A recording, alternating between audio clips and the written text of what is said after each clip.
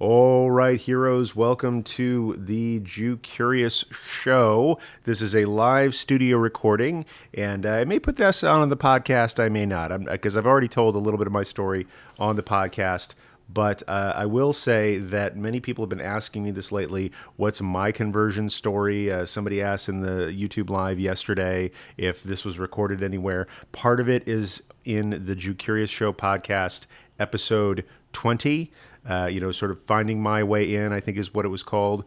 But because people have been asking, I'm going to share my own conversion story that started approximately 20 years ago. This summer, maybe, I don't know, about 20-ish years ago. I've been Jewish since 2000, June of 2000, I believe. I don't remember the exact date. I'm sure I could look it up on my certificate or something. But it's been about 19 years that I've been Jewish, and I started the formal classes for this about a year before that. So, we're looking at 20 years on this journey, and it's not over. In some ways, it feels like it is still in the early stages. I'm still Act 1, maybe Act 2, maybe like halfway through Act 2. But in any case, I wanted to share my story with you, not because I like talking about myself. I kind of don't, but mostly I like teaching about Judaism and Jewish stuff. But just in case this is helpful for someone on their own journey, I'll share mine. So there you go. Really appreciate everybody here today coming in on the live chat. And sorry, we're getting off to a little bit of a late start. I am not, Karen, I'm not lying dead in a ditch someplace. I'm just late for stuff often, which is, what my friend Ashby calls the worst superpower ever. So in any case, Karen, glad you're here. Trig, glad to see you. Ari, glad to see you as well. Kathy from SoCal, glad you're here. Susan, who I believe is from NorCal or Florida, I forget. I think you're from NorCal, maybe. Really glad to have everybody here this morning who is joining us. And Trig, nice to see you. Miriam is here from New Hampshire. All right, jackpot. And we got Fernando from NYC. Glad to see you, Fernando. Victoria Ann is coming in. Hey, Victoria. Glad to see you here. Fred R. Hi, Rabbi. Glad to see you here. Let's see. And Vanessa. Welcome to Vanessa. Nice to see you. So let's kick this off. Just in case I put this on the podcast, it's going to sound a little something like this. And again, if you're just joining me for the first time, ever watching one of my videos, this is not going to be your 90-second how to tie your shoes in a Jewish way. But just real quick, in case you're curious, according to the Shulchan Aruch, you put your right shoe on first, and then your left shoe, and then you tie your left shoe, and then you tie your right shoe, and then when you're taking your shoes off, you reverse that whole process. So I didn't make that up. That's in the Shulchan Aruch. Rav Yosef Karo was kind of a mystic and believed in right-hand magic and left-hand magic, things like that. So in any case, this is going to be sort of a longer conversation, so feel free to settle in or feel free to tune out if you're looking for a quick hit. I've got lots of videos like that, but this is going to be a conversation among friends because I've got all these people joining me here live who I know to be friendly people. So feel free to chat with them while I'm talking. Doesn't distract me at all, so totally okay with that. All right, let's go ahead and start recording this as if it were a podcast. So here we go. Hero, in today's episode, we are going to be getting selfish. I'm going to be talking about my Jewish journey right after this bass. And we're going to take a little bit of a silent sprint here, just for the noise fixing later. I've got the AC on, and the refrigerator just started humming, so here we go.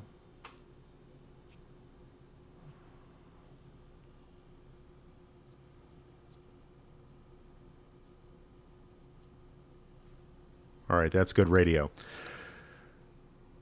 Thank you, Ron Snow, for that wonderful introduction. Thank you to Joey and the Hadar Ensemble for those inspiring Kosher for Passover opening beats.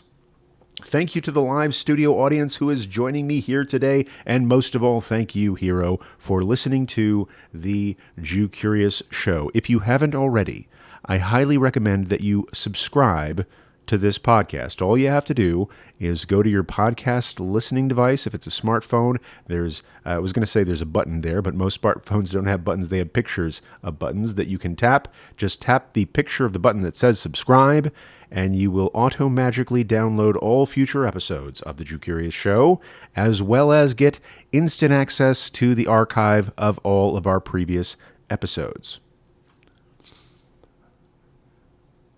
If you like what you hear today and you want to hang out with Jew Curious people just like you, I also recommend checking out the Jew Curious Community Center, which is a private Facebook group, which is a private Facebook group lovingly tended and carefully guarded to be troll-free, and you can find that by going to jewcurious.show/JCC for Jew Curious Community Center.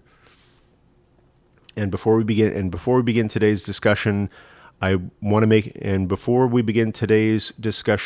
it crystal clear to you that this podcast is made possible by the students of the Jew Curious School.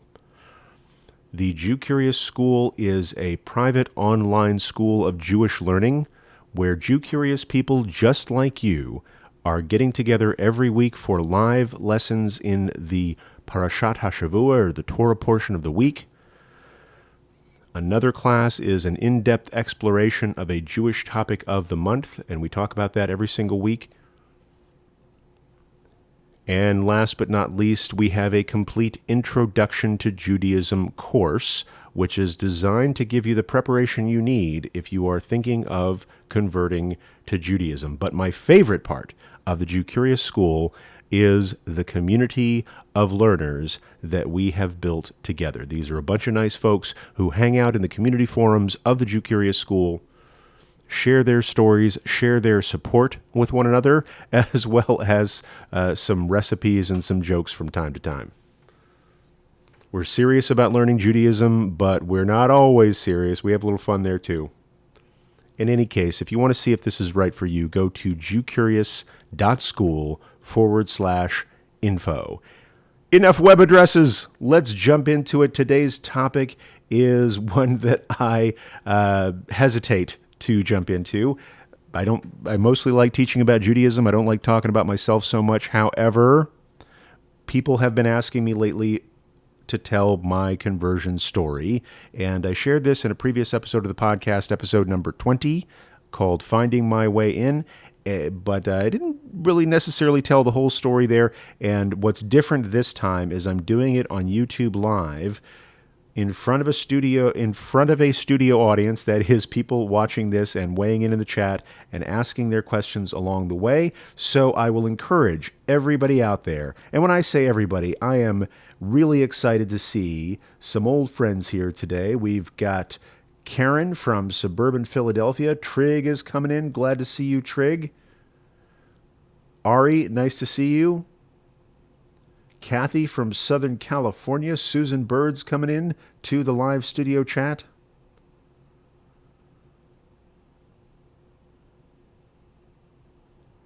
Scrolling through. This is bad radio. Okay.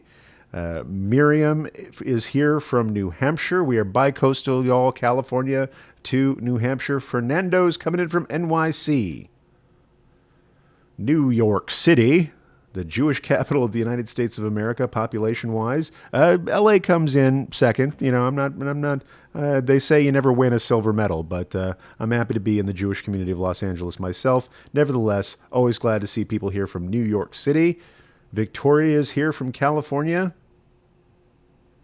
Glad to see Vanessa coming in from Germany.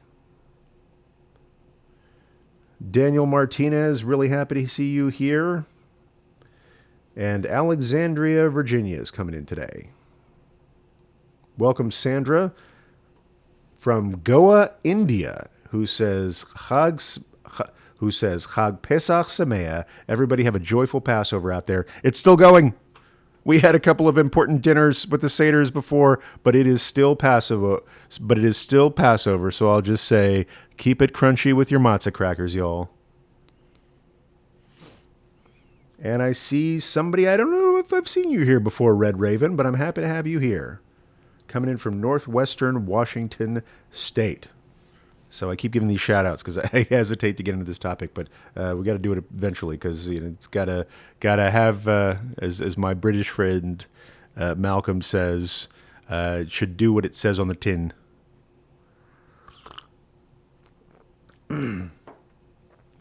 All right, so let's get into this, heroes.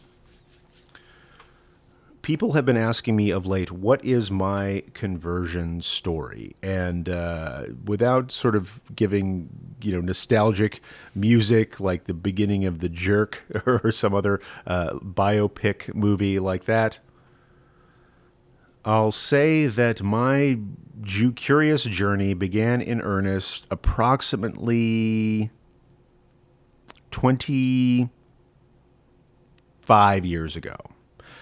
So just to give you a little backstory, I grew up in East Texas, and which is as they say in the movie Bernie with Jack Black, is a distinctive kind of Texas. East Texas is different from North, South, or West Texas.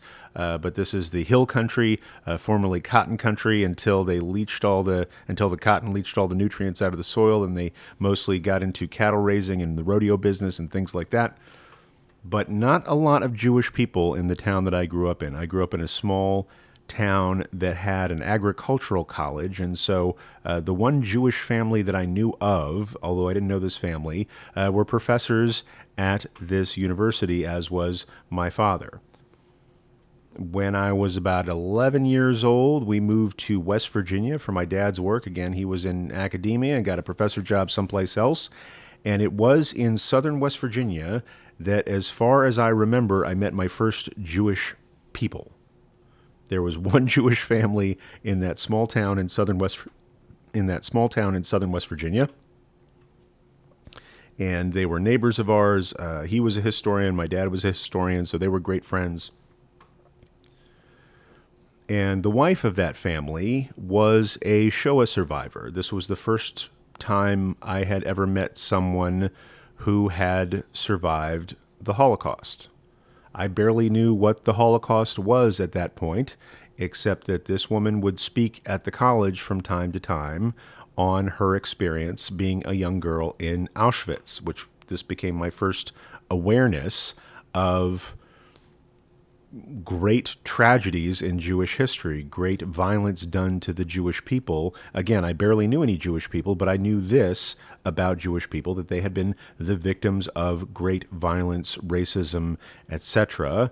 The quintessential 20th century example of which being the Shoah or the Holocaust. So this was my introduction to Jewish people, was this family where one of them had survived that tragedy, and this couple today were living what I now know to be their Jewish values. They were like the heads of the local food co-op, right? The natural food stuff, heads of the local Rainbow Coalition, trying to get people of diverse backgrounds to talk to each other in an otherwise pretty homogeneous place of southern West Virginia. After that, from southern West Virginia, I begged my parents to send me away to boarding school. Just Appalachia wasn't really doing it for me, and I moved to a place in Connecticut where I met lots of Jewish people from New York City. And in fact, that was probably my first exposure to more than one Jewish person at a time almost. And these were mostly kids from Connecticut, New Jersey, New York City, around there. It wasn't a particularly traditionally religious bunch because the school that I went to had classes on Saturdays, and so anybody who was going to be Sabbath observant wasn't necessarily going to be there. But I met a lot of Jewish people who were my age for the first time. And then when I went to college, I dated my first Jewish girlfriend. This was in, we'll say, the early to mid 90s. And I was mostly dated. I wasn't necessarily having religious convictions about whom I dated at that point. I will say that despite my mixed Protestant upbringing, I wasn't really connected to the faith of my own people. Let's say, a pretty snobbishly intellectual kid. By the time I was a teenager, I had decided that I was too smart to believe in God. And so I really was never connected to my own people's, my own, I'll say my own, I was really never connected to, I'll say, my own genetic people's faith. Even though I had been raised going to church, I had been an acolyte in the Methodist Church. I was kind of grew up Lutheran, Methodist, mixed Protestant, I'll say. I had participated as youth. I had participated in youth group. I had gone through confirmation. Of course, I'd been baptized. I'd done all the things, but it never really took for me as an intellectual pursuit. It was a social activity of my upbringing, but by the time I got to college, I found other ways to be social, let's say. And so I was involved in a fraternity. I was involved in theater. I did various secular activities, but I wasn't really connected to any community of faith. And then I met this girl and was head over heels in love with her.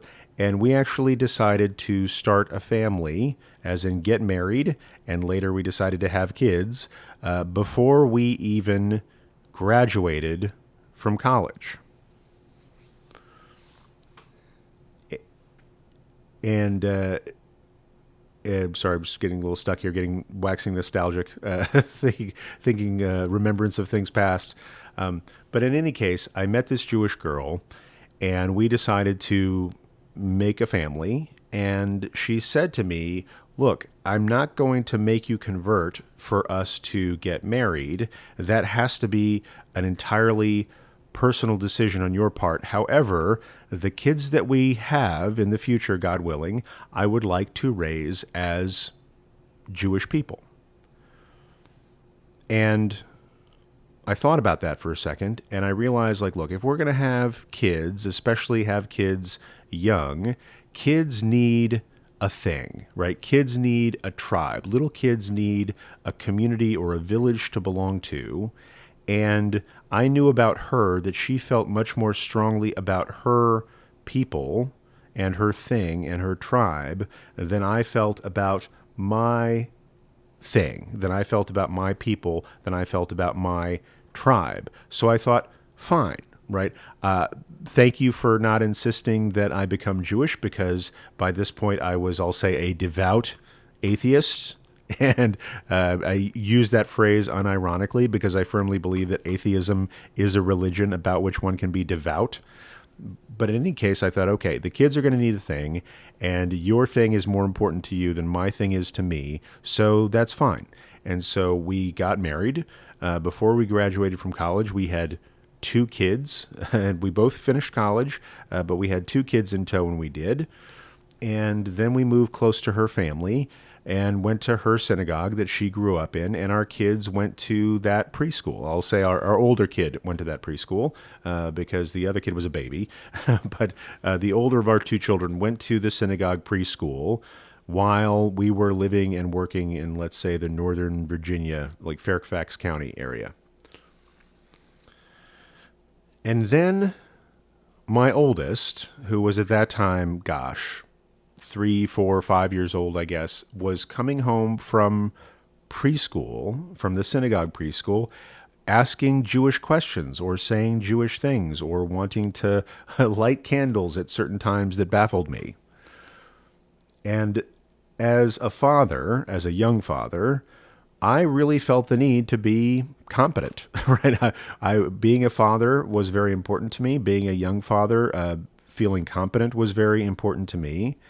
And I thought, I want to be able to answer the questions that my son has, not as a Jew, but as a father.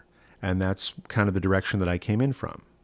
And so I thought, you know what? Maybe there's a class about Judaism that I could take. And there was. However, it wasn't the kind of class that, fast forward, I teach a class now it's got about 20 some people in it, learning about Judaism from an learning about Judaism from an introductory perspective. This wasn't that kind of class. This was me and my wife and another couple in the rabbi's study, I'll say once a month for what was effectively book club, right? We didn't have like a set curriculum necessarily, but the rabbi said, okay, we're going to study together for a year so that you can go through the entire year of Jewish holidays in the context of taking this class. And we read different books that he assigned and different articles that he gave us, and we got back together to discuss them. So that's why I call it like Jewish book club versus an introduction to Judaism class. And there were only 4 of us, including 2 Jews and 2 not yet Jews in that class. And I'll say throughout this class, I had absolutely zero intention of becoming Jewish.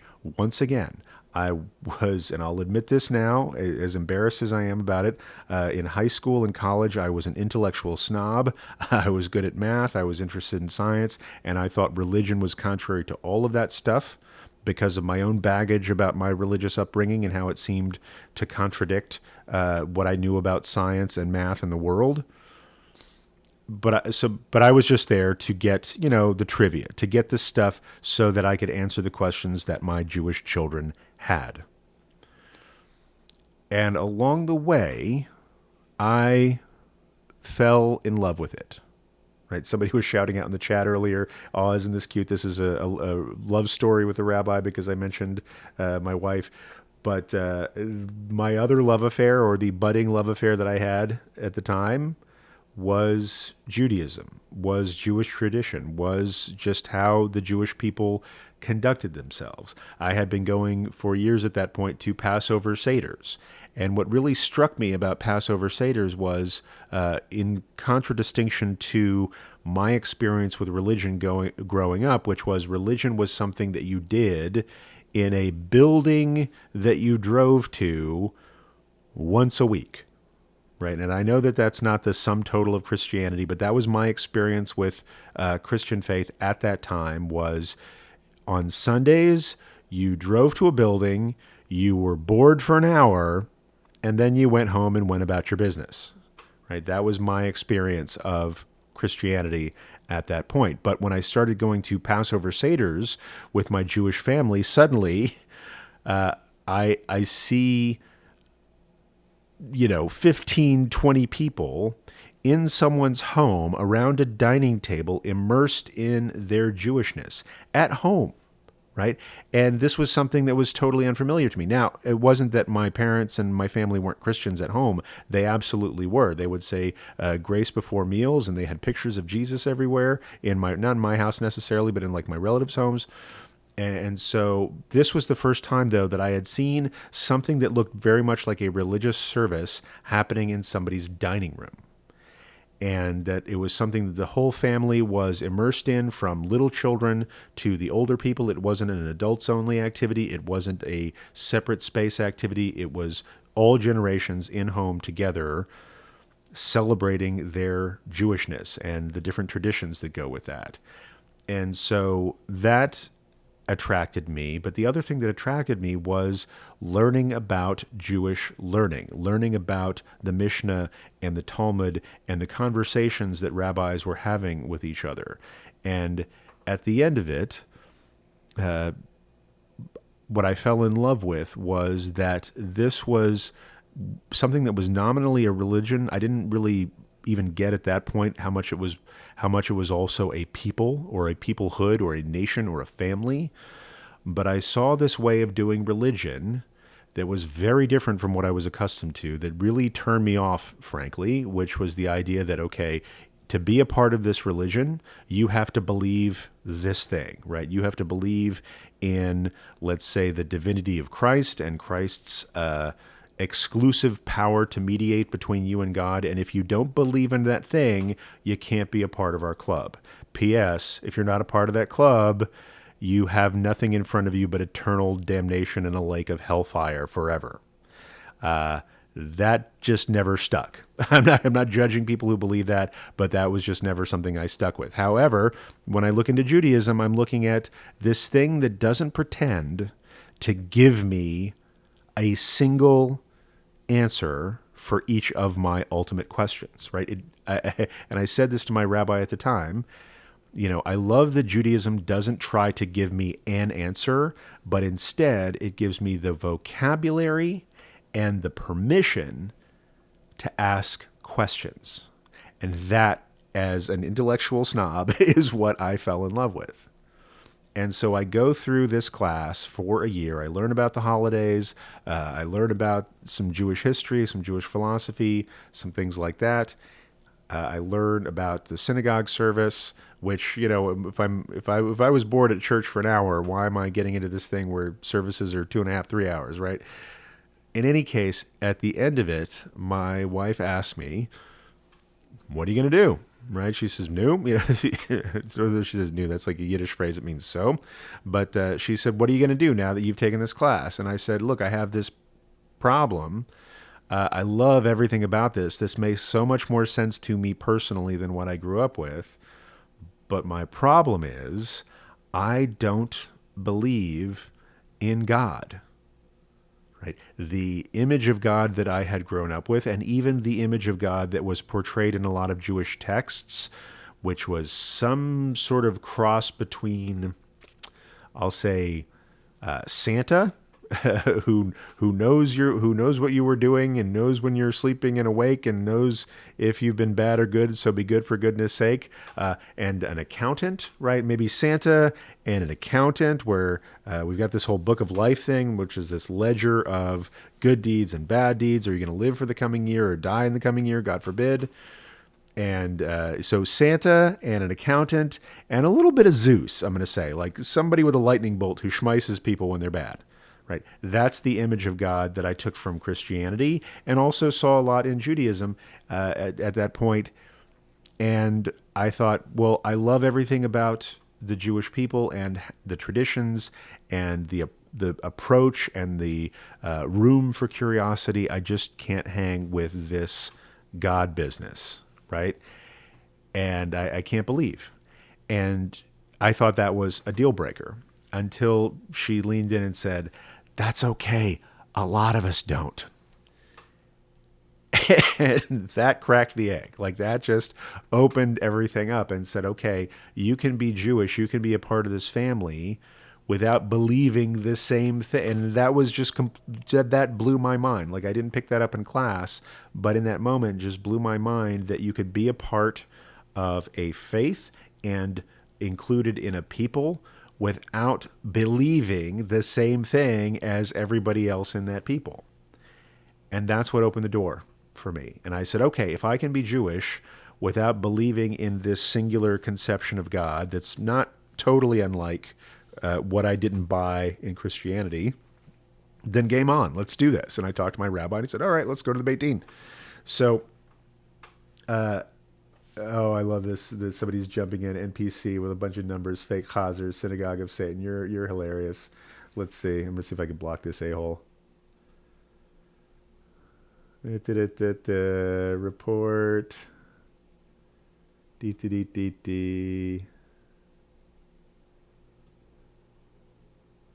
Love this stuff. Remove. Okay. Okay, hopefully, yep. All right, thanks everybody. Anyway, sorry. I just had to do that. I love throwing the band hammer on people who are just out there trolling the Jews. Anyway, let's get on with our story. So we went to the Beit Din. And so I went to the Beit Din, and the Beit Din, if you're not familiar, is let's say a court of three rabbis. The Beit Din means house of judgment or group of judges, and the rabbis serve as dayanim or judges. And what they do is they ask somebody questions to discern whether they have. God, this guy is still showing up in the chat. Excuse me, folks. Hide user on this channel. Okay, hopefully that helps. Cool. All right, let's keep going. Sorry, some loser has been dominating the chat. I apologize. I like to keep a better handle on what's going on.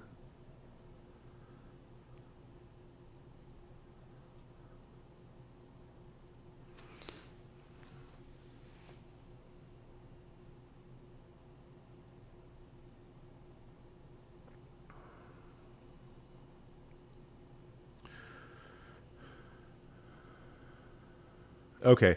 All right. So I think I've done it. Yeah. Hold on a sec. So can't let this get us off track here. I was telling my story. Let's move on. So anyway, I went to the Beit Din, and these are three rabbis who ask you questions about what you've learned in your Jewish studies. And again, for people who haven't been to a Beit Din, or maybe you're thinking of going to a Beit Din, you're planning to convert to Judaism, this can be a little bit intimidating, again, because it's called a house of judgment, with judges there to judge you in judgified ways. And you may be concerned, what is the Beit Din going to ask? And this is why I think one of my favorite parts of working with people who are converting is easing their anxiety about this. The people are not there to give you a long, give you a long quiz about Jewish trivia. They may ask you some questions about holidays and Jewish traditions and things like that, just to see that you have studied enough to know what you are getting into. But the primary goal of the Beit Din is to assess that somebody is making an informed decision about joining the Jewish people, because it is a lifetime decision. Once you are Jewish, you are never un-Jewish, in the sense that, as my teacher Rabbi Peretz put it to me, like, if somebody converts to Judaism and then the next day they go back to the Catholic Church and make communion, what do you call that person? An apostate Jew, right? They are Jewish for the rest of their life, in the sense that if they have Jewish children, if it's a Jewish woman and if it's a Jewish woman who then goes back on the activities of Jewish life after converting, her children are still considered Jewish, right? This is a lifetime decision for you and for us, right? We are welcoming you into our family with full rights and privileges thereof. And so we want to know that people are making that decision in an informed way and a sincere way, and in a way that guarantees or implies or just sets the stage for solidarity. Are you with us through thick and thin? Do you know what you're getting into?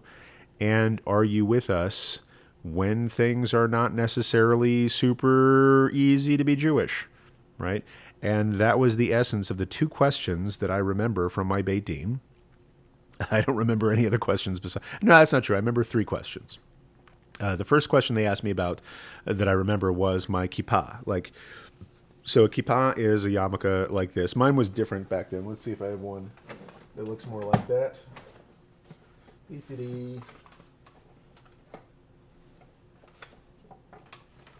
So I'll say my kippah back then probably looked a little bit more like this one, in that it was a kippah surga. It was like a knit kippah, but it had more patterns on it or things like this. It wasn't one of these shiny ones with the little button on top that you can usually find lying around a synagogue. It wasn't one of the ones that looked like it came out of a tissue box that they have at some synagogues for people who don't have their own before services. But it was one that was, knit and had a pattern on it, a little bit more Hamish, I guess, is one word you would use. And they asked me about it, like why I was wearing a knit one instead of like a shiny one that looked like I just grabbed it on the way in. And I said, well, I wear this one because this one is mine, right? This is one that my mother-in-law gave me, and it means a lot to me. And it's a little bit more, it doesn't look like I just put it on for the occasion, although these are great. This one, I'm not knocking it. This was from my oldest son's bar mitzvah about, a little over 10 years ago, and I still have a bunch of them left over. But they like to see that I was wearing one that I really owned and felt comfortable in, and not necessarily one that I was just borrowing for the moment. But the other main questions that I think were the most important was, are you done with Jesus? They didn't say it like that. That's one of my teachers would say it like that sometimes. Are you done with Christianity? And I said, yeah, we haven't talked in a while. I'm cool with that. I'll say to people the thing that really kind of knocked me off the fence in my relationship with Christianity was a Russian novel called The Master and Margarita, where it tells the Easter story from a different point of view that I hadn't considered before, and made me realize that it wasn't at least from one perspective, wasn't what I had learned. And so, in any case, I hadn't really felt comfortable calling myself a Christian for several years. So there was no connection to sever on that day, per se.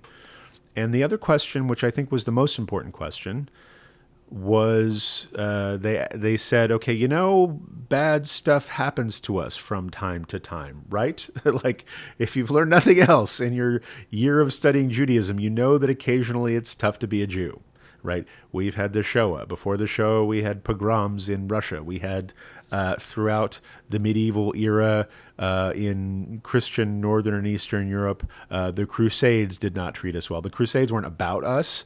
The Crusades were about Christian knights going down to kill Muslims in the Holy Land. They just happened to torch a bunch of Jewish villages along the way. Things from, throughout history, it hasn't been easy being Jewish, and sometimes we are persecuted as such just for being Jewish. And they said to me, the next time that happens, not an if, but a when, where are you going to stand? And without missing a beat, I just said, wherever my sons are. Because as a father of two young boys, I couldn't imagine standing anyplace else. And I don't even know that was a Jewish decision as much as it was a fatherly decision. But I couldn't imagine standing anywhere but with my Jewish family in a time where Jews were being harmed. And they said, I remember this, it was almost like this guy in the back, like one of the rabbis sitting in the back was like, all right, get him in the pool. Like, that's enough for me. I'm satisfied. Let's do this. And I got in the mikveh. And I got in the mikveh in a synagogue in Washington, D.C. I don't remember the exact date, but it was June, and it was 2000. And I'd gone there by myself that day. I think my wife was either at work or at home with the kids, and I'd just taken the day off work, gone to this place in D.C., and went to the Beit Din, went to the mikveh. I came home that afternoon. I got some presents. My wife and my mother-in-law gave me some gifts and things like that. And I was Jewish. And as I teach my students today, at that moment, I was as Jewish as if I had been Jewish the day I was born. And so that's my story of how I became Jewish. And that's not the end of my story. That's the beginning of my Jewish story, really. Even though at that point I had studied for a year, I'd crossed this significant milestone. And that summer, we actually moved to Knoxville, Tennessee. My wife was a graduate student, and we moved to Tennessee for her to go to school. And immediately, because I thought this is what Jews did, I started going to the daily morning prayer service at the local conservative synagogue. And I was shocked, but not really asking too many questions, that I was the youngest person there by about 20 or 30 years, almost. What I later learned is that, daily minyan is mostly for retired people outside of the Orthodox world. And nevertheless, I started hanging out with older Jews on a daily basis almost right away after my conversion, and praying on a daily basis. But the best part was like going to breakfast with them afterwards and absorbing not just, the habits of prayer, but absorbing Jewish culture and Jewish life through these older Jewish people who happen to have come from all around the world to settle in this college town of Knoxville, Tennessee. So some people were from the old country, some people were from the old country, some people were from Jewish families that had settled in the South in, let's say, the mid 19th century as a part of the westward mercantile expansion. Some of them had thick Southern accents. And so if you haven't heard Torah being read in a Southern accent, I highly recommend it. But this was my Jewish community. This is where I learned not just, I became Jewish in my conversion class, but I learned how to be Jewish from being a part of a Jewish community. And so anybody out there who has recently converted, even though I'll admit, and I'll just warn you, this is a weird thing to do because it's not every Jew that goes to pray 3 times a day daily, especially if you convert within one of the non-Orthodox movements, which is most of Jews in America, meaning most of Jews in America are not Orthodox. And if they tell you that's the only way to convert, I'm just going to call BS on that right now. So we'll save that for another topic. We'll save that for another video. In any case, try to hang out with older Jews as much as possible right out of the gate. There is a malady syndrome. I'm not sure what you call it. This condition that some people have referred to as being left dripping at the mikveh. That once you have converted, you've probably been through an intensive educational experience, and you've gone through an even more intensive conversion ritual. And then there's not a lot of, let's say, Judaism 102 or Judaism 201 or next level learning right after that. There are a few exceptions to that. If you live someplace close to where the Florence Melton School of Adult Jewish Learning is having, or Melton classes for short, if you can take classes right afterward, that's great, but not everybody has access to that. I will say the best antidote for not having a next level class is spending as much time in synagogue as you can and hanging out with old Jews. Because you will absorb so much from them in terms of culture, in terms of vocabulary, in terms of how we are in this tribe, right? People like us do things like this. You got a lot of data from your class. You have the hechsher or the imprimatur of the Beit Din, and now it's time to be Jewish for the rest of your life. And a great resource for that, Joey Weissenberg, one of my teachers, always says, always try to have a teacher who's 80 years old or older in your life in some respect, because there's so much that you can take from people that those folks aren't going to be around that much longer. So take from them what you can. So I'm going to jump into the chat for a little bit. This has been kind of my conversion story. I won't go much beyond that as far as like how I became a rabbi, etc. Again, it's been 20 years. A lot's happened since then. But I want to answer what questions people have about this so far. I'm seeing some nice new faces in the chat. I see Deals Durbin. I think I've seen Robert Pepe here before. One second. Just got to clear the pipes out a little bit.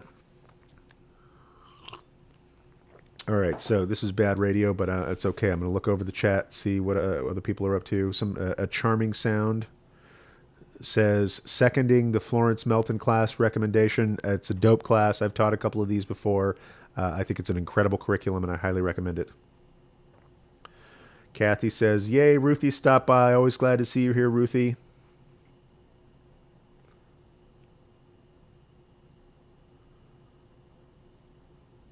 People are sharing reading resources like The Sacred Mushroom and the Cross. Not familiar with that. I'll take a look at that.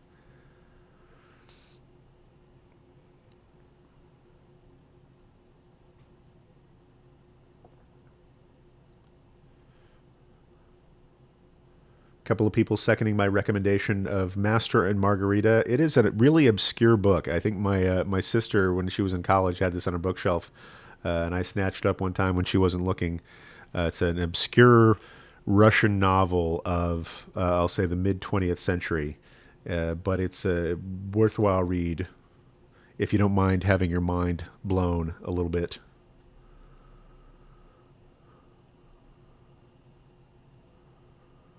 Miriam was asking, what's the usual questions that a Beit Din asks? I hope it's not dates and stuff like when someone was born or a year something happened.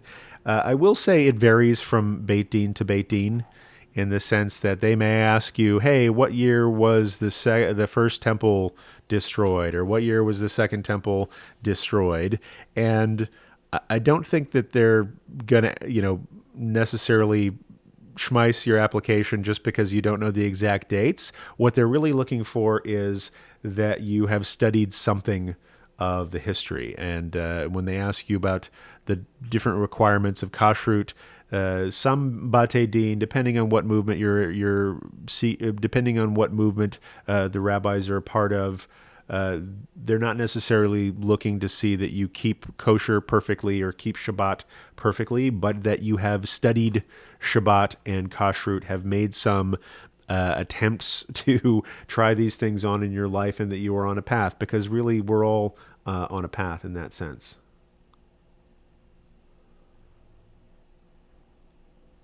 Uh, let's see.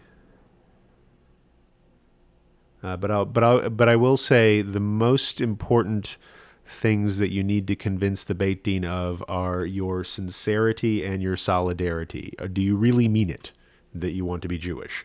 Are you able to distinguish between the Jewish path and any other prior religious commitments, right? We ask that you set aside any connection to another faith. We do every once in a while see people who want to become Jewish so that they can feel closer to Jesus, whom they still worship.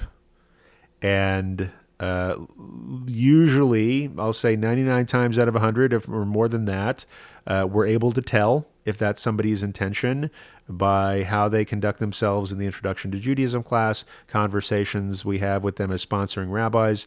And if you still have deep convictions about belief in Jesus as a divine being, I'll say, let me stop you right there. This is not the way to join the family, and don't lie about it, right? Because if you're entering the Jewish family under false pretenses, we frankly don't need you in this sense. And all humans are sacred and created in the image of God, but joining Judaism in order to feel more Christian, you're doing it wrong in a sense. If you're going to be Christian, right? And Judaism as it is practiced today doesn't look like Judaism when it was practiced in the time of Christ. So if you want to be closer to Jesus, be closer to Jesus. Think about kind of biblical, almost pre-rabbinic Judaism. That's the Judaism that he followed until he started his own thing. But learning about Judaism today in order to practice like Jesus practiced, you can learn, but that's not what Judaism is today. It's not a biblical era religion. It is a rabbinic religion that's continued to evolve over the last 2,000 years.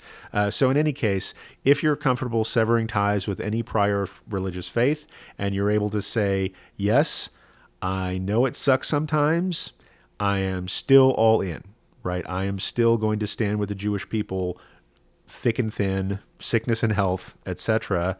That's what the Beit Din wants to hear. And sometimes, I'm a little playful. Not gonna lie to you. I'm a little playful. Sometimes I'll go to my students right before they go to the Beit Din. I'll say, "Quick, what's the number of bulls that the ancient temple had a sacrifice for on the third day of Shavuot?" And they just panic. They're like, "Oh no, I don't remember the number of bulls." And I'm like, chill. It's a trick question. There is no third day of Shavuot, first of all. And second off, nobody's going to ask you that, right? And that's just me being a little silly and being a little mean. And I don't do that with students that I don't have a good relationship with. But that is to say, it's like we're not looking for trivia. We're not looking for data stored in your head. We're looking for commitment. Right. And we're looking for an exclusive commitment, which is standard for joining a family. Right. If you're going to get married to a person, you're looking for exclusive commitment, right? Or that person's looking for exclusive commitment. And, being married is a way that you join a family. If you're joining the Jewish family, we're looking for an exclusive commitment to this family, and that you've met enough of us that you know the family that you're getting into, and you're not going to be like, whoa, I didn't know that weird uncle over there existed. So let's see.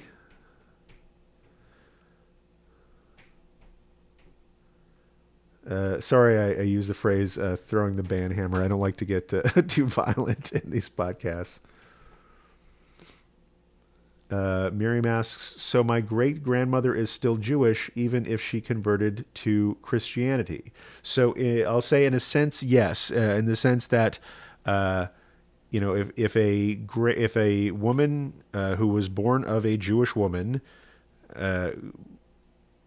is Jewish, and so anyone born of a Jewish mother is Jewish. And so if your grandmother had a Jewish mother, she was Jewish. If she converted to Christianity, she didn't necessarily stop being Jewish in the sense that her offspring would still be considered Jewish or allowed to, get married to other Jewish people, etc.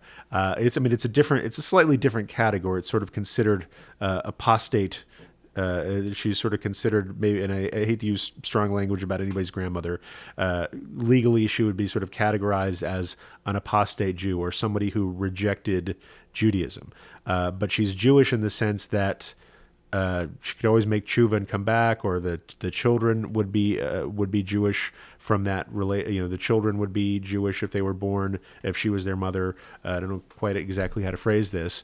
Often if somebody's got Judaism in their matrilineal line, they may be technically Jewish, and we still often encourage a process that looks like conversion, in the sense that, like, you may be legally Jewish, but if you've been away from it for a couple of generations, it's useful to have some education if it's something that you want to reignite in your life.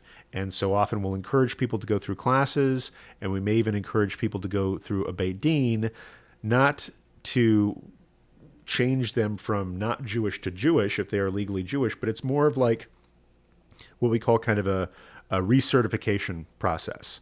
This happens a lot, especially in Los Angeles, where we have a lot of people from Latin America who came over from Spain many, many centuries ago with Judaism in their family, and they sort of maintain ties to other people who had Judaism in their family, and they may be, generation to generation legally Jewish, but it's been so many generations since they practiced that it's nice to have a formal reintroduction to the family. And when a person like that comes to the Beit Din, we're clear, like, you have, you're Jewish. You may be Jewish, but this is a significant step in kind of reclaiming that Jewish identity. And so we call that not so much a conversion as a recertification. It's like, as one of my colleagues on the Beit Din says, it's like going to City Hall and getting a copy of your birth certificate, right? By virtue of showing up at City Hall, it's clear to everyone that you were, in fact, born. Nobody's questioning that. It's just that to get the paperwork, to get all the files and stuff in order, to get everything notarized, you have to go through a bit of a procedure, right? But once you do, then you have the paperwork and nobody can question you further after that. And so that's many people's story that I've encountered in Los Angeles.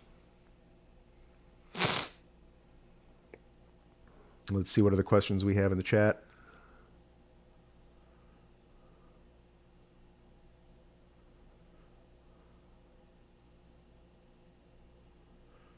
Dodie shares, my family is from East Tennessee, about 45 miles from Knoxville. Knoxville, I only lived there for 2 years, but always has a special place in my heart, just mostly because of that was my first Jewish community of my own. I kind of went to my wife's synagogue that she grew up in, but then when we moved to Knoxville, it was a whole new place, and this was a place where I really felt at home, and people really embraced me, and again, this great diversity of people as kind of a college town that was close to the Oak Ridge National Laboratory, where a lot of nuclear scientists work. There was this whole hodgepodge of, people who'd been born in the Lower East Side of Manhattan, came over to Ellis Island and all that stuff, were in town because they were professors and scientists and things. But then there were also these Southern Jews who had been in the area for 150 years, who had that thick Southern accent, but had been, Jews in America for several generations. So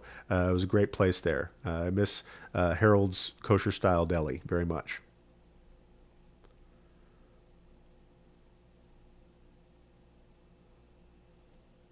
All right, let's see what else is going on in the chat here before we sign off.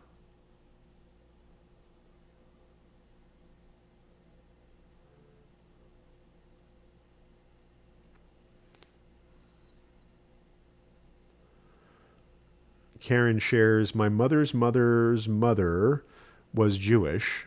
In Reform, I had to convert, having not had any Jewish background. That's about the only place I was told that Reform was stricter than other movements. And so I can second this a little bit. In some senses, people think that the Reform movement is less strict because they recognize patrilineal descent, or that is, if your father is Jewish, as well as matrilineal descent. asterisk, like with a caveat that like you're Jewish if either your mother or your father was Jewish and you've had a Jewish upbringing, right? And so in one sense it's less strict that it permits patrilineal descent as well, but in one sense it's more strict that it requires having been brought up with a knowledge of your own Jewish identity. Whereas if you look at the halacha or the Jewish law, it doesn't require any kind of knowledge of your Jewish identity. It's going strictly by matrilineal descent, whether you know that you're Jewish or not. Right? Still, we'll encourage people to get a Jewish education so they can kind of knowledgeably reclaim their identity, but we may not require conversion in that sense. So again, I think this is a great example. I get questions all the time that sort of presume this spectrum of more strict and less strict, or more religious and less religious, and more Jewish and less Jewish, and that people put that on the same axis as Reform is less strict and less religious and less Jewish than Orthodoxy, and that's not remotely true, in the sense that these are two different expressions of Judaism that don't track along this single polarity. There are many ways in which Reform communities are deeply traditional, are deeply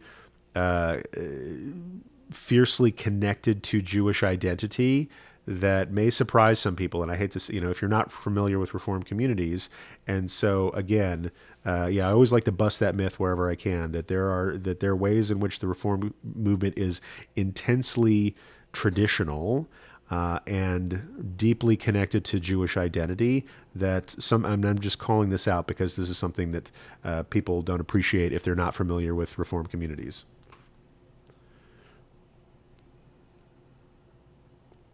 So let's see what else is going on in the chat before we sign off.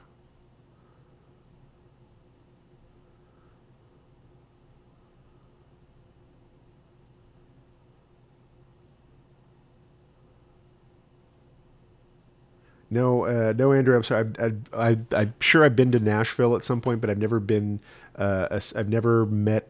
I've never visited Nashville in the context of looking for the Jewish community there. But I know some Jews from Nashville, and they are very hardcore about it. So I appreciate that.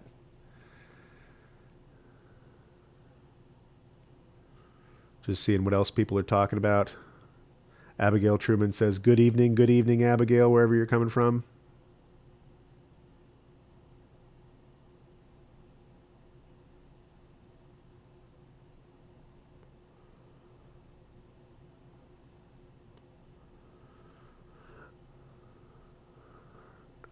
Some people are asking about, in addition to the questions that the Beit Din asks, some people are asking about the prayers that you might have to say. I can just share what we do at the Beit Din here in Los Angeles, which is pretty typical of Jewish communities as far as I know. But there are typically three things or three lines that people have to say when they immerse in the mikveh. One is a mitzvah bracha, meaning a blessing that you say before doing a mitzvah, or rather after doing a mitzvah in this case.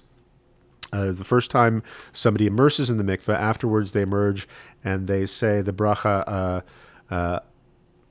al mitzvah, al hatvilah. So when somebody immerses in the mikveh for the first time, first off, a person converting wouldn't say any blessings before immersing in the mikveh. Often, how to back this up and not get too in the weeds. Okay, here we go. Many times when we do a mitzvah, so here, again, it's all kind of jumbled in my head at this point. Thank you everybody for hanging out with me. This is the benefit of going live. So people in the chat are asking about the blessings or things that people say that you might have to know, in addition to, how to impress your sincerity upon the Beit Din. There are blessings that you'll need to say upon immersing in the mikveh, and your sponsoring rabbi will help prepare you for these. But there are three, at least as far as we do it here in Los Angeles. There's a mitzvah for al hatvilah, or there is the blessing for al hatvilah, or the blessing you say on immersing in the water. There is the shehechianu, which is a blessing that we say on all sorts of occasions. You probably heard it at least once, if not several times, during your Passover Seder this year. It's Shehechianu v'kiyamanu v'higianu lezman hazeh. We bless God who has brought us into this world, who has kept us alive and sustained us in order to reach this holy moment. And the mikveh and immersing in the mikveh is one of these holy moments, so that we say the Shehechianu on immersing in the mikveh. And the third thing is the Shema, and that is typically just the first 6 words of the Shema. Shema Yisrael, Adonai Eloheinu, Adonai Echad, is usually the last thing people say in that mikveh ceremony, right? Because this is the Jews' central declaration of faith in the oneness of God and our special relationship with that God. And so, again, it's there is a mitzvah, Baruch atah Hashem, etc., etc., Asher kidshanu b'mitzvotav v'tzivanu al hatvilah, and that's something you say after you immerse for the first time.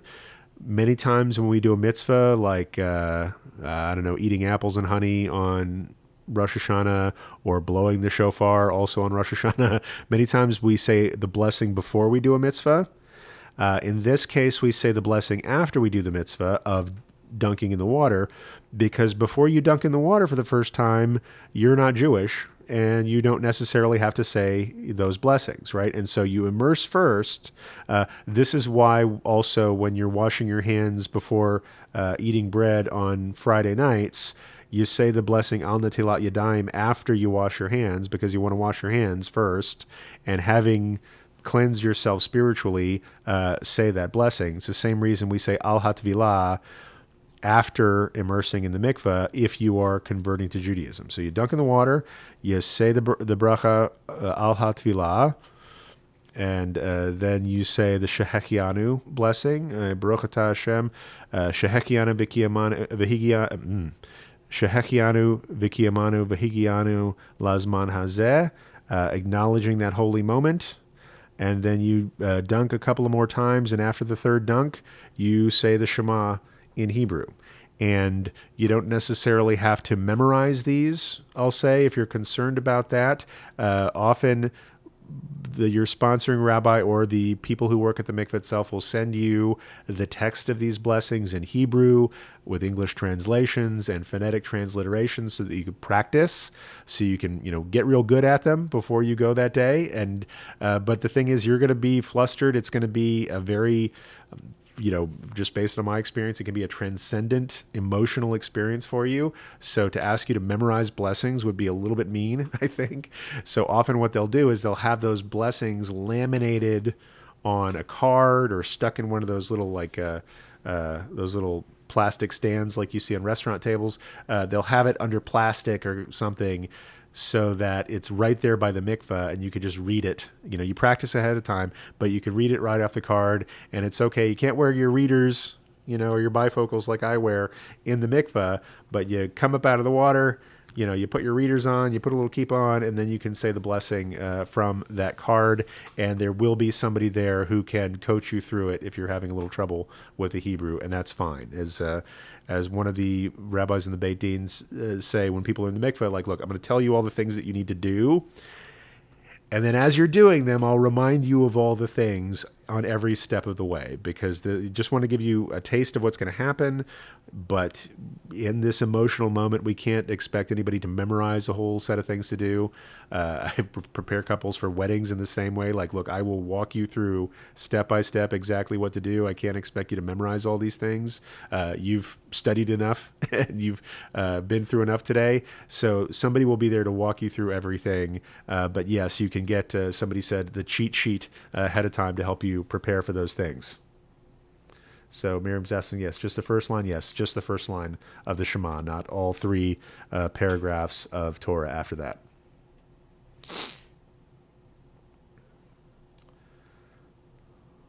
And I'll say, in my experience, the Shehechianu, the Shehechianu is part of the travail. Like, I think Shehechianu, especially if you haven't grown up with Hebrew phonemes in your speech, the Shehechianu is a tough one to say, just because it's got 2 chaz there in the middle. but it's almost like a bit of a test right there at the end in itself.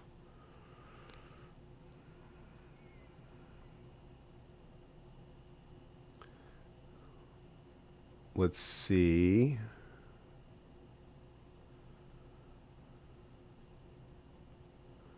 Robert is asking whether I can comment on Chabad. That's pretty vague, but I see some more chatter going on talking about Chabad, just in the context of conversion. Again, I don't have a single bad thing to say about Chabad. I think they do amazing work in the world. Conversion is not something that Chabad is super interested in. In my study of Chabad and in my relationships that I've had with people connected to Chabad, including Chabad rabbis who I consider great teachers and at least a couple of great friends in there. The mission of Chabad is to bring born Jews closer to Judaism in the sense that they believe if you can find somebody who's Jewish and help them do one more mitzvah than they were going to do anyway, mission accomplished. And so Chabad is an Orthodox, and also, some would say Haredi or Hasidic movement, Orthodox outreach to Jewish people. It is not an outreach to people who aren't Jewish yet. And when they say Jewish, they mean by their standards of being Jewish, meaning your mother was Jewish or you at the very least had an Orthodox conversion to Judaism. And if that's the case, then they are happy to reach out to you and help you do more Jewish things in the world. They are not interested in converting people to Judaism for the most part. And so I say this just because I have a lot of students who come to me after they've already been to Chabad, because Chabad puts out some of the best learning programs in the world out there. They put out some of the best information about traditional Judaism online. Not for nothing. If you type in rabbi into YouTube, most faces don't look like mine. Like most faces have beards on them and are almost exclusively men. And because Chabad and other Orthodox outreach organizations do great work at putting information out there about Judaism. I disagree with a lot of it because it's a particular fundamentalist view of Judaism that I don't wholeheartedly agree with. However, Chabad puts a lot of great information out on the internet about traditional Jewish sources, about learned study of Talmud and Jewish law and things like that. And people find their way to Judaism learning with Chabad, and then they get to their Chabad rabbi and say, "Hey, how about I really like this stuff. Will you convert me to Judaism?" And they say no, right? Because that's not their mission. Right, and I'm sure I know that there are people out there who have converted with Chabad rabbis. That's sort of the exception that proves the rule. There are Chabad rabbis that'll help people convert to Judaism, but this is a rare exception and not the general rule. And so I don't want people who, let me say it this way: if you go to Chabad because you've been learning a lot about Judaism through Chabad, and they say, "No, I won't convert you," I don't want you to think that it's about you. It's not about you. It's about them and their mission, right? Which is a holy mission. I think bringing Jews closer to Judaism or getting Jews to do mitzvot is a great thing to do. That's their mission. And bringing new people into the Jewish family is not. I mean, helping Jewish families to have bigger families, that's part of their mission too. But bringing people from outside Judaism to the inside is not Chabad's mission. So don't feel judged or cast aside if a Chabad rabbi won't help you convert. That's not their business. However, and this isn't entirely apparent because it appears that Chabad is the only game in town, because there are more Orthodox Jewish outreach professionals working today than there are non-Orthodox rabbis. So it appears that this is normative Judaism. This is the majority of what Judaism is about. It's actually a very small vocal minority. And so people may feel like, okay, if they won't convert me, then I'm out. Then there's no way to be Jewish. There is, let me just bust that right now. There are thousands of non-Orthodox rabbis who would be delighted to talk to you. And some Orthodox outreach organizations diminish the work of non-Orthodox rabbis, say they're not really rabbis. They might not even really be Jews. Every religion has their fundamentalists, and we have ours. And I just want to say, if you are attracted to Judaism, if your soul thirsts for this kind of learning, as Rabbi Artson says, if you are not, if you're not attached to something else and just sort of using Judaism to supplement that, if you're sincere about wanting to join the Jewish family, I know thousands of rabbis who would love to talk to you. And so I say that to make sure that you're not feeling like there's something wrong with you, that Chabad won't entertain the idea of welcoming you into the Jewish family. Nothing against them. That's their mission. And, they've got their work cut out for them. If you're interested in converting to Judaism, I know lots of rabbis, including this one, who would love to talk to you. Again, I'm not out here to proselytize or sell Judaism. I think it's, just to be a little bit crass, I think it's, when the comedian Chris Rock talks about crack cocaine, he says, you don't sell crack. Crack sells itself. Like that. Yeah, I'm sorry, that's probably a little bit crass. But I don't think you have to sell Judaism. I think it sort of sells itself. And while I don't go around knocking on people's doors saying, have you heard the good news about Moses? Because so many doors were open for me, part of my mission is to hold doors open for other people who sincerely want to walk through those doors. So that's my take on Chabad. Again, they do great work in the world. They have a clear mission to bring those whom they consider Jewish back to a path of doing mitzvot. Everybody needs a focus in their life, I guess, but they are not interested in converting people. So don't feel put off if you are rejected by Chabad. It's not because there's anything wrong with you. It's just not the game that they're in.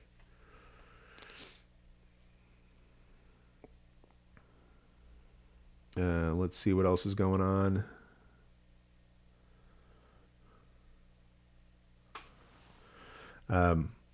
Also, just because Robert is asking, not doing conversions is one thing, but not accepting conservative conversions is another. I can't tell you what path to take. If for people who are wanting to become Jewish, there are those out there who will tell you that an Orthodox conversion to Judaism is the only legitimate way to convert to Judaism. Every Beit Din that I've been a part of has followed at the very least followed the strictest read on the Shulchan Aruch of converting people to Judaism, in the sense that people have to be educated, people have to be taught mitzvot that they'll become responsible for. We have to vet people to make sure that they're sincere, and we do things according to Jewish law as it's been practiced for at least hundreds of years in the terms of the Shulchan Aruch, and well before that as well. The issue of Orthodox rabbis not accepting the conversion of with other movements is because they don't recognize, and this was a political decision made, I'm going to say 100 to 150 years ago, that they decided to stop recognizing any non-Orthodox rabbis as rabbis. Right. And so they said, if you're not doing it our way, you're not doing it the right way, and we're not going to call your rabbis rabbis. And so if you convert with a Beit Din of rabbis from a movement that they have disavowed, they'll say your Beit Din was not a Beit Din, right? Because it wasn't three knowledgeable people according to our practice. And so it baffles me that, or I'll say it, let me take it back. It breaks my heart that there are people who are diminishing their own status, are diminishing the status of others, because this small counter-revolutionary minority of Jewish people have declared the majority of Jews in America to be illegitimate by their own standards. And, based on, on the basis of that, they say, well, we're going to decide who's Jewish and not Jewish. And, because people who are in this space of wanting to become Jewish deeply want to become accepted as Jews, they're going to go along with the strictest definition, because God forbid they feel rejected by a small minority of fundamentalists.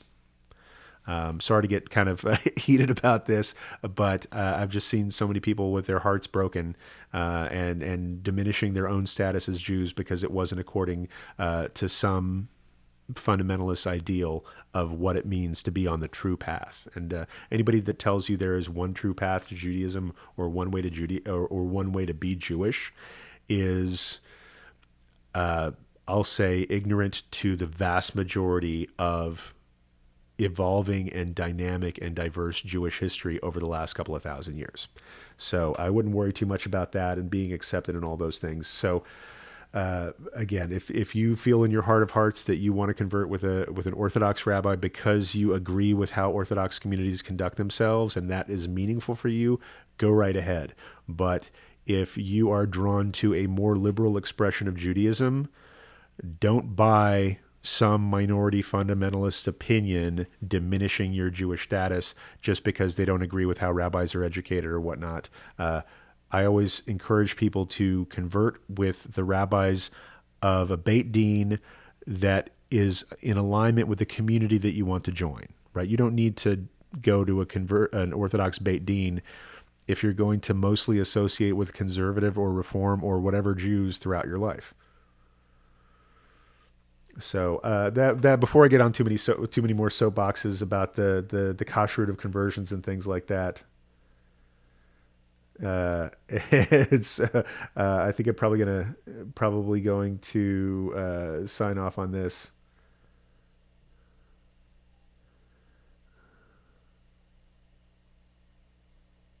Yeah, let's see.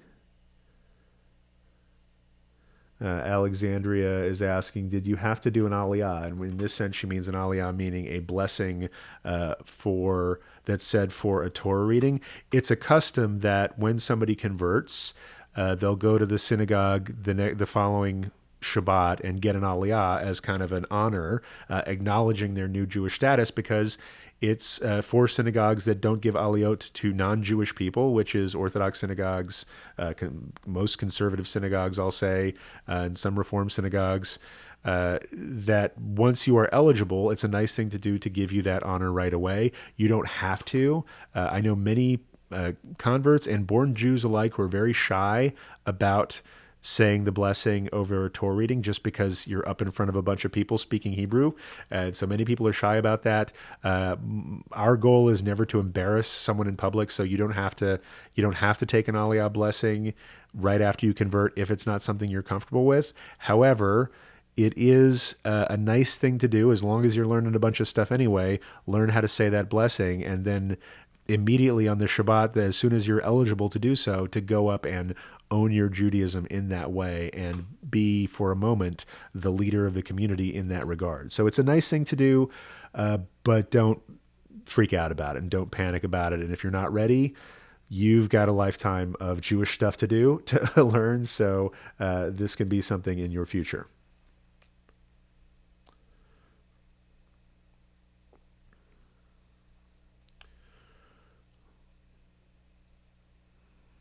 Let's see. Vanessa asks, how do you, let me just, because we jumped out about a little bit. Vanessa asks, how do you explain the journey to your church friends, priests, etc.? It was so awkward when I run into them and they ask why I don't go to church. And this can be tricky because when people see you on a different path or just see you not on their path anymore, it's hard to communicate you're taking a different path. And this is true in all sorts of aspects of life. But it's hard to communicate to people that you are taking a different path from them without feeling like you're judging them. And I don't know whether that comes from them or comes from you, but this has just been my own baggage. When I say, look, I'm going a different route, this isn't about you. This is about me, right? Because sometimes when you diverge from something that other people love, they may wonder, like, why don't you love my thing? Do you think you're better than my thing or that your thing is better than my thing? Is that some kind of judgment on me? And sometimes that creates friction between people. The best thing you can do in most cases is to be compassionate and honest, to say, this is something that's calling to me right now. I'm seeing where it's going. And just to be clear, this is not any kind of judgment on you or your practice or your community. This is just an itch that I need to scratch right now. That's kind of how I put it in sort of experimental language, really. Like, this is something that's calling to me. I need to go where this call, I need to go where this is leading me. And this is about me and my journey, right? And I'm happy to answer questions you have about it, but please don't feel like it diminishes or takes away from your journey in any way. And this is a hard thing when you're talking to parents, when you're talking to close friends, especially friends that you made through a church or through another religious organization. But and I spoke a little bit about this before, my parents weren't crazy about me converting to Judaism. In fact, that's exactly how they put it. Several years after I converted, I had no idea that they were mad about it, but we were having an argument about somebody else, or we were having an argument about something else, and they said, by the way, we weren't crazy about it when you converted to Judaism. And that was news to me. I had no idea, and then we fought about that for a little while. But what I realized in that moment is that my family loves me, right? And they want me to be happy, right? And for them, it's easy to see me being happy doing something that makes them happy. And when I don't do the thing that they love, they feel personally rejected, right? And part of it is they are worried about my own happiness or, immortal soul in some cases. But they also feel rejected. And so, the more you can communicate to people that what you're doing is an acceptance of yourself and not a rejection of them, in just an honest, sincere way, that helps a little bit. Years later, when I decided to become a rabbi, I thought I was going to be completely disowned by my family, right? I just had that memory of my parents feeling rejected and acting out in a really angry way about my conversion. And I knew that when I told them, I thought that when I told them that I wanted to be a rabbi, that was just going to be the last nail in the coffin that held our relationship. But I had to tell them, right? I was living in Minneapolis and there was no rabbinical school in Minneapolis. I was going to be flying to one side of the country or the other to go to school, and they would want to know what was up with the change of address. So I picked up the phone to call my parents, thinking that this could literally be the last time I ever speak to my father. And I told him that, and this was several years after that kind of heated argument about me becoming Jewish. And I said, I've decided I want to go to seminary and become a rabbi. And he said, that's wonderful. That's absolutely great. Like, I couldn't believe it. He says, that's absolutely great. Wait till I tell your mother. And like half an hour later, I get a call from my mom. She'd been napping or something at the time. She wakes up, she hears the news, and she calls me back and says, oh, I just think my stars. I just think that's wonderful. No, sorry, my mom does it. That's my grandmother talking. That's sort of deep Texas. My mother has a milder Texas accent. She says, well, I just think that's wonderful, John. And I just was floored. And I thought, well, what has changed? The difference was, at the time, earlier, several years before, they were still smarting from the rejection of what they perceived as the rejection of their way of life, right? And every parent is going to go through this, most likely, in some respect, whether it's religion, career choice, political leanings, whatever. At some point, you are going to feel rejected by choices that your children make, contrary to the choices that you made. And they were still smarting from that. By the time I had decided I wanted to go to seminary, they knew that I was sincere about this path for its own sake and for what it did for me, not because it was a rejection of them. And they knew that the career that I was seeking in the rabbinate was something that was going to be fulfilling for me and make me intensely happy. And by and large, it has. I mean, it's got its rough moments. I'm not going to lie to you. Sometimes I say it beats working for a living, but there's some work there. Big picture, most fulfilling thing I've ever done. Hello. And they knew that was going to be the case for me because they knew me. And their delight at me being on a path that was going to be healing and whole and enlightening and fulfilling for me their joy at the prospect of their child experiencing that far outweighed their earlier sense of rejection when I didn't follow their path. And so that's I tell that story just, there will be hard conversations with family and friends.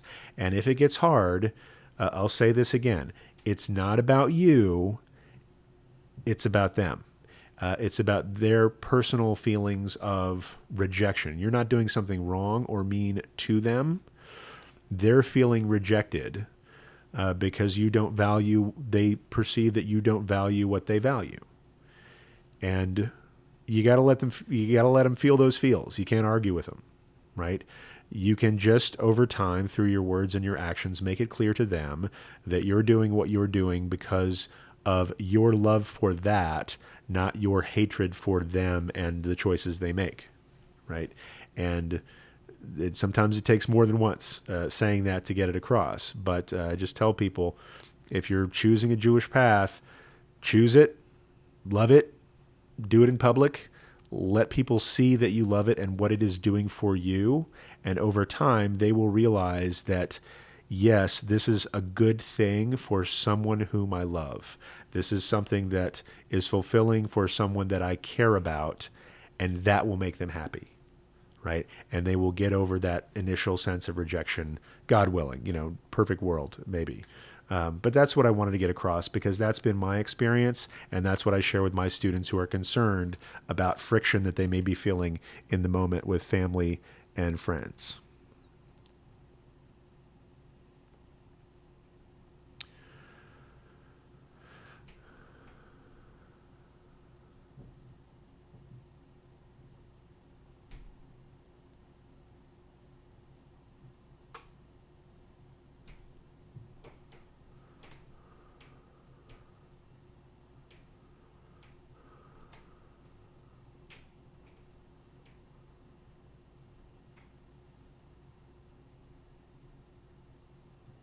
Sorry, just looking in the chat to make sure I see some great conversations going on in the chat as well. I always encourage this with people, like never feel bad about chatting in class as far if I'm teaching something. I love the community that we built together here, and how wonderfully supportive people are. Listen, I think I'm going to sign off for today. We've been going for about 90 minutes and shared some personal stuff. Don't regret it, but it does take a lot. It does take a little bit out of me. I just want to thank everybody for your openness. I want to thank everybody for your patience while we were chasing off a troll there earlier.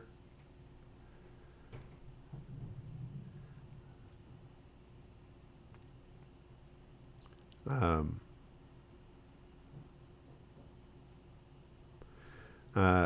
do want to address one thing that somebody is asking. Victoria Ann says, "How do you deal with it in your own heart when you are at a Christian ceremony like a wedding or a funeral?" This is a great question, one that I think just about everybody who converts or rather somebody who converts who has family who are religious or serious about being religious in another faith, you're going to go to weddings, you're going to go to funerals. Often those things are going to happen in churches or in contexts of another religion. And are you allowed to go? Now, there are some authorities who would say, Jewish people aren't even allowed to go inside a church, right? God forbid anybody should see you go in, and would say that this is some sort of acceptance or promotion of Christianity. I am not of that vein. In the last few years, I've been to, unfortunately, several funerals in my family. As my family is getting older, I've been to Christian funerals. I had the great blessing recently of attending my sister's wedding, which was in an Episcopal church. And I will say, growing up, going to Christian weddings, I don't remember them talking about Jesus that much. I thought there was a lot of Jesus talk at this wedding. So I'm not knocking it. If you're in a church, talk about Jesus, go right ahead. But I have been in those situations where I've been in religious settings, inside churches, to celebrate or honor family members who were faithful believers of that church. And I think that's the thread that I want to pull out and I think that's the thread that I want to pull on here, is how I deal with it is I am there to honor the person, and that this person was a part of this church where, everybody there is honoring that person in the context of this religious service. I'm not there to endorse the religious service. I am absolutely there to honor the person who is going through this moment. Whether it's went to the boy, it was super churchy when I went to my Aunt Susie's funeral a couple of years ago. They talked about Jesus the whole time, and I'm not knocking it. Aunt Susie, big fan of Jesus, right? Hard to find a bigger fan of Jesus than Aunt Susie was.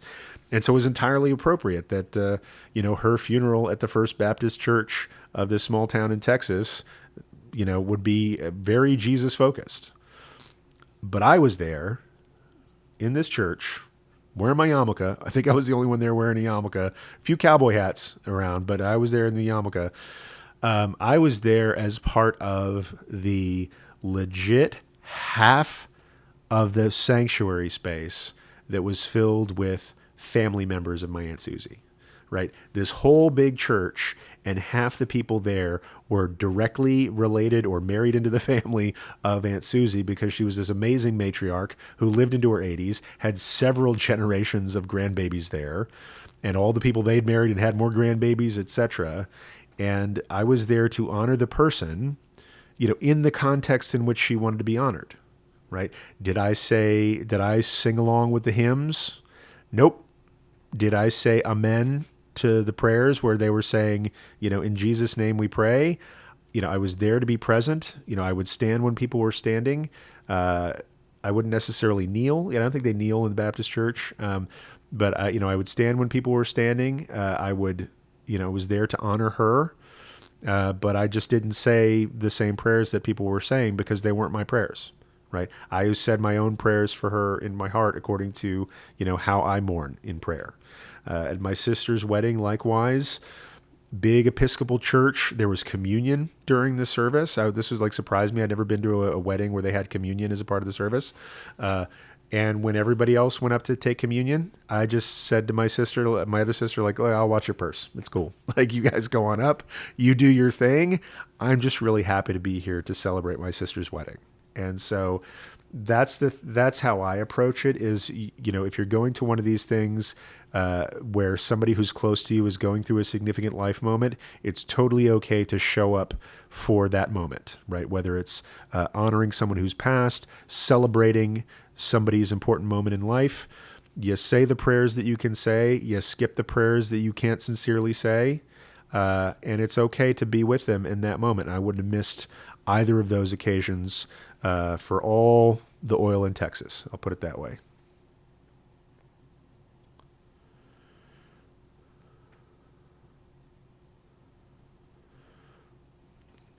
So listen, everybody, I really appreciate everybody's patience. We've been going for about 90 minutes now, and I'll probably edit a lot of this out if it ever makes it to the podcast. But in any case, thank you all for being here. Want to give big shout outs once again to everybody watching in the live studio audience who have shared your questions, your stories, your hearts with us today. A big shout out to other members of the live studio audience who, let's see, Dorothy Sue's chiming back in, says, Rabbi, please answer my question. Don't know how to handle this situation. Thank you. So I'm looking back up for Dorothy's question.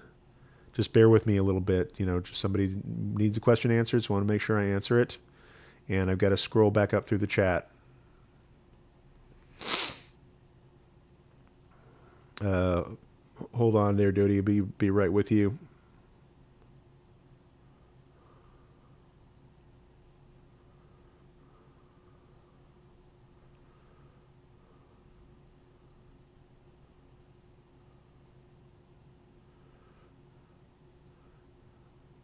Do me a favor, Dodie. If you wouldn't mind typing in your question one more time, I'd really appreciate it. If you want to answer the question, I can't find it right away. We've got a lot of chatter here that I'm looking through. So do me a solid, and if you'll ask your question one more time, just copy and paste it in the chat. I'd be much obliged.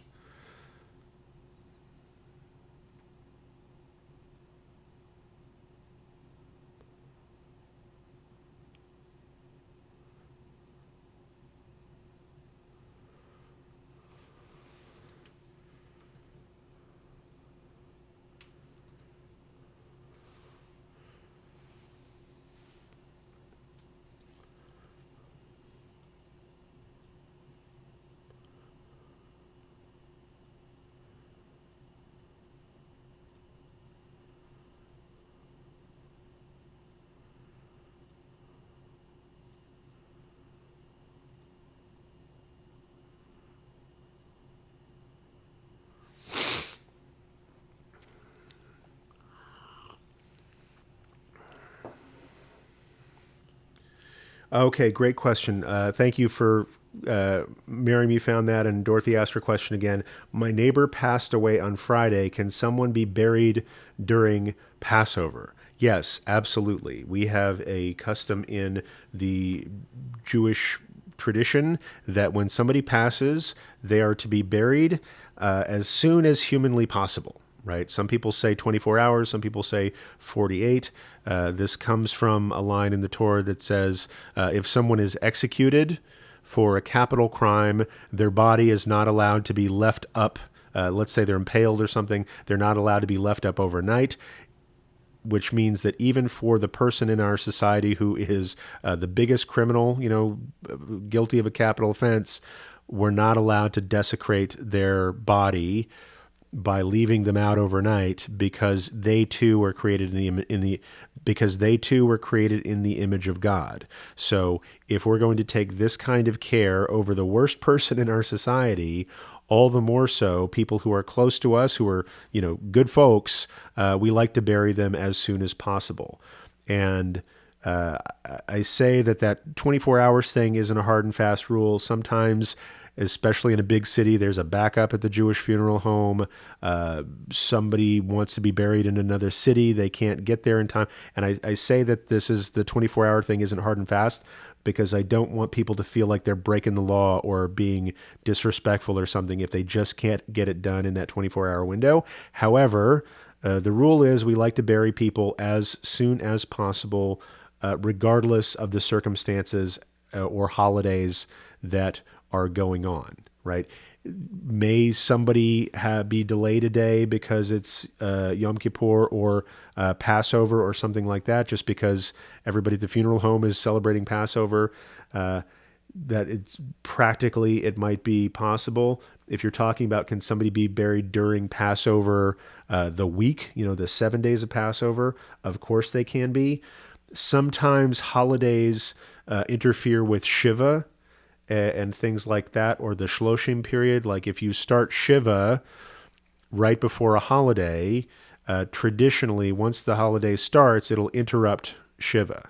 So, for example, if if it's a couple of days before Passover, somebody passes away, you bury them a couple of days before Passover, and you start sitting Shiva. Once Passover comes, we don't mourn during festival seasons, and so that would end Shiva early, right? And people sometimes get upset about this because they're like, look, I'm not done mourning. However, that's for mourning. That's not for burial itself. And so we don't necessarily delay burying somebody for a holiday.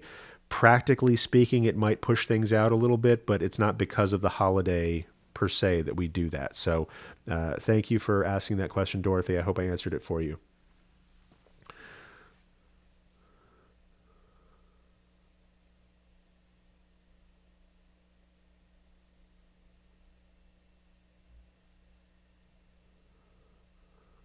Let's see. Vanessa asks, can you read a Jewish religious book during a Christian service? I do it all the time. But, sometimes, most of the time, if I'm going to, I don't go to Christian services that often.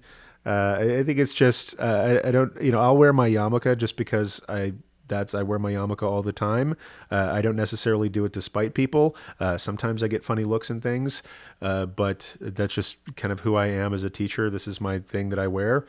But usually when I'm on the rare occasion that I'm in a Christian service, I'll take a look at their books because I don't get to see them that often. And I like to see how things translate, right? I like to see how their read of Isaiah is different from my read of Isaiah. I wouldn't necessarily take Jewish books in with me, but I don't think that there's no necessarily a law against it, for example. I don't read a lot of Christian books in Jewish settings. I'll say that. Usually when I'm in Jewish settings, I'm too busy reading the Jewish books. So listen, everybody, thank you for joining me for this chat. Hero, I want to say a special word of gratitude to you for listening to this podcast, and a big, big thank you to everybody in the live studio audience who have come here with their hearts open, sharing great questions, giving great comments and talking to each other in a wonderful and loving way while we've been having this conversation. If you would like to participate, Hero, in one of our future live studio sessions, all you got to do is look for me on YouTube. Go to YouTube, look for Rabbi John Carrier, and you can see all the live sessions that I have scheduled for the future. Pick a topic that's interesting to you. Mondays, we usually do an Ask Me Anything session. End of the week, we do Parshat HaShavua, or the Torah portion of the week. And you are welcome to join us at any one of those. Also, if you would like to get connected to other Jewish... Also, if you'd like to connect with Jew-curious people just like you, I highly recommend your checking out the Jew Curious Community Center. This is a private Facebook group that is lovingly tended and carefully guarded to be troll-free. All you have to do to get connected to that private group is go to jewcurious.show/JCC, as in Jew Curious Community Center, and you will get all the instructions you need to join us there. Finally, I would be remiss, neglectful even, if I didn't tell you that this podcast is made possible by the students of the Jew Curious School. This is a private online place for Jewish learning, whether you are Jewish or not, wherever you're coming from. If you are Jew curious, you can learn with us in the Jew Curious School. Right now, we have 3 live classes a week online. But but if you can't make it live, all of our live classes are recorded for viewing later. And my favorite part of the Jew Curious School is the active community forum. People sharing their stories, people sharing their struggles, and most of all, people sharing their support with one another, as well as some recipes, book recommendations, and the occasional joke. If you'd like to see if the Jew Curious School is right for you, just go on over to jewcurious.school/info and check it out. Once again, Hero, it has been my great pleasure to learn with you today. And until next time, peace. All right, everybody, this has been a fantastic session. It's had its ups and downs. I've missed some questions. There were some questions I was, kind of hoping I'd miss, but we got rid of that dude. And in any case, thank you, everybody, for being so kind to one another and kind to me. I hope I've answered some questions that you've had along the way. Maybe I'll do a different session. Maybe I'm looking for an idea for tomorrow. If anybody's curious out there, would you like to know how I became a rabbi, or like why I decided to become a rabbi and what's entailed? If you would like to know that, just type in "Yay Rabbi" in the chat, and I'll know that that's a topic that, at least a couple people want to hear about. So if you want to know why I decided to become a rabbi, go ahead and type "Yay Rabbi" into the chat, and I'll tell that story on tomorrow's show. And then on Thursday's show, we're going to be talking about the Torah portion of the week. Sort of. It's not in the regular Torah portion cycle. This time we're going to be reading a special reading for Passover, because Passover falls on, Shabbat falls on the end of Passover, so there's a special reading. We'll be talking about that on Thursday. And so just based by at least one person saying so, I think I'll talk about my deciding to become a rabbi tomorrow. And then I'm not going to talk about me for a while. Is that okay with you guys? I'd rather talk to you guys about your concerns, your stories, because you are the hero of your journey. I'm just here with the popcorn and the occasional book recommendation. So very glad to learn with all of you today. Thanks, Ryan. Thanks, Josh. Thanks, Karen, Ari, Vanessa, Kathy, Andrew, Alexandria, Red Raven, Dodie, all these really nice people here. Where else did I see? Robert, it's nice to see you here, Robert. Victoria, thank you so much for your question. Just overwhelmed with gratitude for the great community that we built together. Make sure you hit like if you like this video so other people can find it. And until next time, heroes, thanks again, and peace.